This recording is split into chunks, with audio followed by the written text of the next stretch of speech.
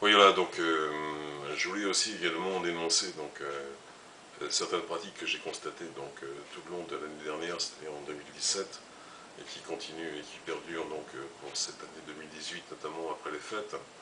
Alors c'est bien gentil de vouloir comment dire, euh, vendre ces objets d'occasion sur Internet, ou même dans des foires à la brocante ou des foires à tout, mais il y a une chose que j'aimerais préciser, c'est très important.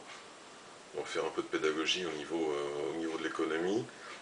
Il est clair comment dire, si vous vendez de l'occasion, que ce sont évidemment des objets qui ont déjà servi, qui sont, comment dire, en votre possession depuis déjà un certain temps, que vous n'avez pas forcément ni le mode d'emploi, ni la boîte d'origine ou quoi que ce soit, mais ça c'est le jeu, hein, faut respecter ça. Si vous n'êtes pas satisfait du fait de devoir acheter de l'occasion, ma foi, vous avez toujours des sites comme Price Minister qui proposent du neuf de stock, à des prix hors concurrence du neuf, mais qui, eux, n'ont pas été déballés, n'ont pas servi, sont issus de faillites d'entreprises ou de ventes aux enchères.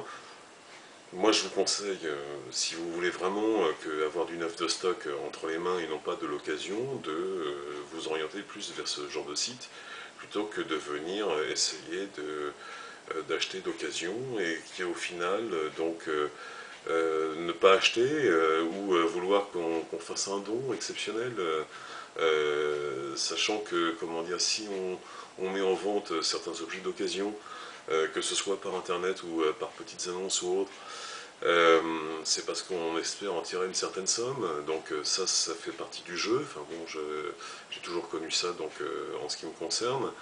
On n'est pas là pour donner des choses qui ont quand même une certaine valeur. Donc ça, il faut en prendre conscience. Moi, je le dis très clairement, si votre ambition, c'est d'avoir du neuf de stock à pas cher, ma foi, donc il y a des choses, il y a des sites et des endroits, des boutiques qui sont spécialisés là-dessus en discount. Mais ne venez pas nous solliciter, nous vendeurs particuliers d'occasion, pour dire ben voilà, nous on est intéressé par ce que vous vendez ou par ce que vous avez dans votre cave ou dans votre grenier, et en même temps dire ben non, il n'y a pas la boîte ou il n'y a pas la chose d'origine. Je suis désolé, on ne vend pas de choses neuves, ce sont des choses d'occasion qui ont déjà servi. J'ai un exemple qui me vient en tête d'ailleurs, c'est les disques pour enfants. Les disques pour enfants qui ont souffert, notamment dans les années 60, 70 et 80. Si nous les mettons en vente, c'est parce que nous avons comment dire, tout un tas de raisons qui font que nous n'avons plus besoin de ces disques-là, mais il faut savoir que ces disques, la pochette est abîmée, il se peut qu'il soit rayé, il se peut aussi que, le tourne-disque, le diamant soit dans un état où il serait nécessaire de changer, mais ça c'est le jeu, hein, l'essentiel c'est que le produit soit propre et que il passe au tourne-disque, qu'on puisse l'entendre de manière distincte et qu'il n'y ait pas de saut dans la chanson ou dans ce qu'il y a sur le disque. Voilà, mais il ne faut pas s'attendre à quelque chose d'impeccable avec du cellophane, etc. Donc que ce soit pour les disques pour enfants ou les vieux disques, les vieux albums, c'est exactement pareil. En plus de ça, il faut savoir que les originaux n'ont pas de code barre. Hein, que ceux qui ont un code barre, au niveau des disques 33 tours ou 45 tours, ce sont la plupart du temps des rééditions. Hein, c'est des choses qui datent au mieux d'il y a 30 ou 35 ans. Tout ce qui est en dessous de cette date ne possède pas de code barre, on ne va pas l'inventer pour vous.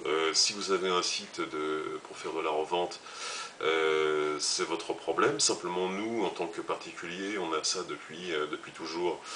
Si on vend tout un tas de choses et qui n'ont pas de code barre, à ma foi, ce sont des originaux. Il faut les accepter tels qu'ils sont. Si vous, en ce qui vous concerne, vous voulez faire de la revente, c'est votre problème, mais acceptez tout de même le fait que, comment dire, on n'est pas dans une logique commerciale, on est dans une logique sentimentale, de collectionneur.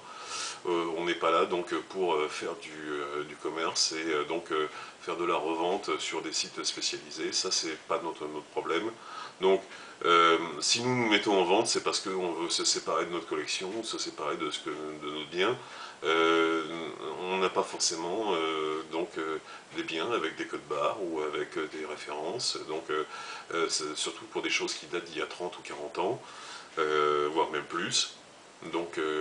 J'imagine que de ce côté-là, il faut être un minimum compréhensif ou sinon faire autre chose ou voir dans tout ce qui concerne le neuf de stock, pareil, hein, comme je le disais précédemment. Voilà, donc c'était une petite précision que je tenais à dire. S'il y a des gens qui se reconnaissent dans ce genre de recherche au niveau des objets pour la revente et autres, il faut savoir qu'ils n'ont pas leur place dans le marché de l'occasion traditionnel. Voilà, hein, c'est tout ce que je voulais dire. Et qu'ils évitent aussi de nous solliciter pour rien. Parce que ça fait je ne sais combien de fois que j'essaie de vendre mes collections et que au final je tombe sur des personnes qui voudraient aussi le ticket de caisse ou je ne sais pas moi le film plastique d'origine ou les boîtes d'origine. Or je suis désolé, pour des choses qui datent d'il y a 40 ans, il est très difficile d'avoir des choses d'origine, surtout à des prix très très bas. Je vous prierai de choisir votre mode de consommation. Voilà. Je vous remercie. À bientôt. Au revoir.